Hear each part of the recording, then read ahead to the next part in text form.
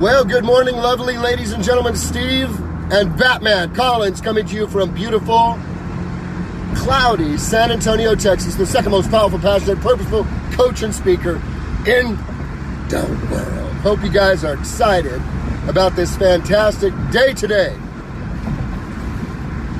My mentor, my hero, one of my favorite teachers of all times, the man whose message and legacy I am honored, humbled, and privileged to share, said something often. He said, "You were born to win.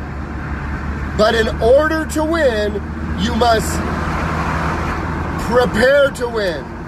You must plan to win. And most importantly, you must expect to win." In order for you to allow this to unfold in your life, it requires your work. Most of the things you are trying to accomplish are not working because you are not working. You are not working on them at the level you could be. You are maybe not doing the most important things. You are maybe discouraged along the way. Zig was telling a story one time about a national college championship in which Notre Dame was going to be playing UCLA, and UCLA was destined to win this game. They were going to cream Notre Dame.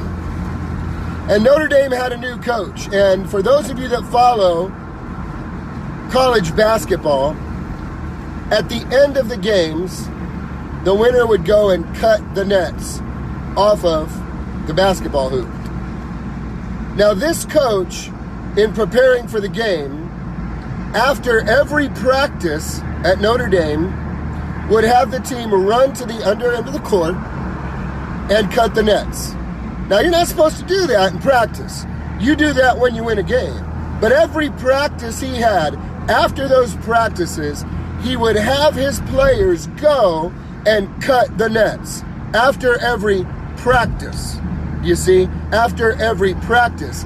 And wouldn't you know, when they played, Notre Dame slaughtered the other team. Now you might say, is that a coincidence? I don't think so. You see, they planned to win. They had a plan. They prepared to win. They practiced. And they began to expect to win and to visualize what that winning would look like, and they experienced it every single day. In your life, what are you doing to practice, prepare, plan to win that allows you to expect to win? Most of you do not expect to win and therefore do not win because you have not done the planning or the preparing. Jim Rohn says most people will spend more time planning a vacation than they will planning their own lives. I imagine you probably do the same. Remember the last time you went on a long vacation? Yep. Spent a lot of time talking with your spouse, right? Spent a lot of time on details, right? Made sure you didn't just show up to the airport and hope something happened. You had to buy the tickets. Maybe you chose your seats. Maybe you determined whether you're going to have carry-on or whether you're going to have to check bags in. Maybe you had to make a decision whether you were going to go first class or coach. I bet you knew which hotel you were going to. I bet you had an idea of how you were going to get to that hotel. I bet you knew how you were going to get to the airport that morning. I bet you planned out every detail. When was the last time you took that much time to plan your life? And do you know what winning is? You see, you were born to win, but in order to win, you've got to plan to win, prepare to win, and only then can you expect to win, according to Zig Ziglar. And I love what he said, and that's what you hear with me many times. You will hear me repeat ideas that I'm attempting to plant into your head because repetition is the mother of learning. It is the father of action and the architect of accomplishment. So you will hear things again and again and again in my hopes that they will be planted in your mind and cause you to see yourself differently. Zig also said it is impossible to consistently perform in a manner that is inconsistent with your self-image. How do you increase your self-image? Put in the work. Put in the hard work. Is your very best thinking not helping you accomplish what you intended to accomplish? Well, guess what? Maybe it's time for another thought. Maybe you need a coach. Maybe you need somebody who's already succeeding at a high level to help you. Maybe you need someone to come alongside you and give you some advice. Maybe you need to listen to somebody other than your own self to decide exactly what it is you're going to do and how you're going to do it.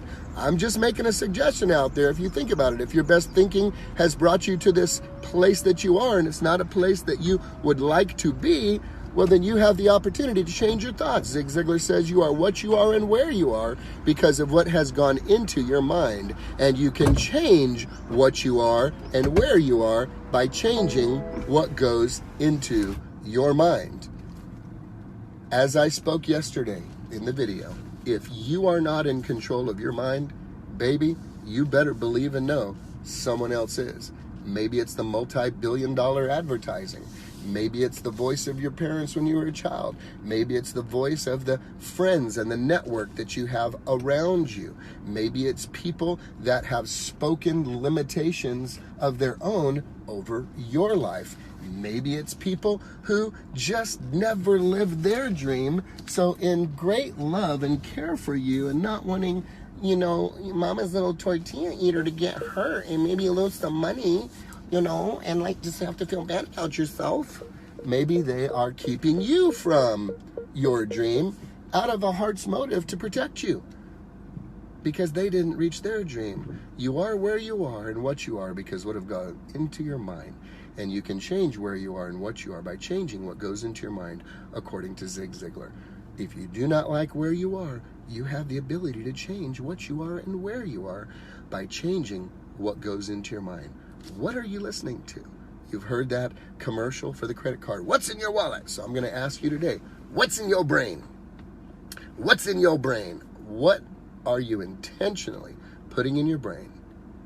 Or are you merely leaving your brain like an open house in the middle of the hood, doors open, windows open, just letting anyone and anything come in? Or are you like an armed guard at the gate of your home in a gated community with a guard at that gate, watching daily and intently what it is that is allowed to pass through that gate to enter into the most powerful tool you have that the good Lord has given you? What's in your mind? You were born to win, but in order to win, you've got to plan to win, prepare to win, and only then can you expect to win. Have a great day, guys.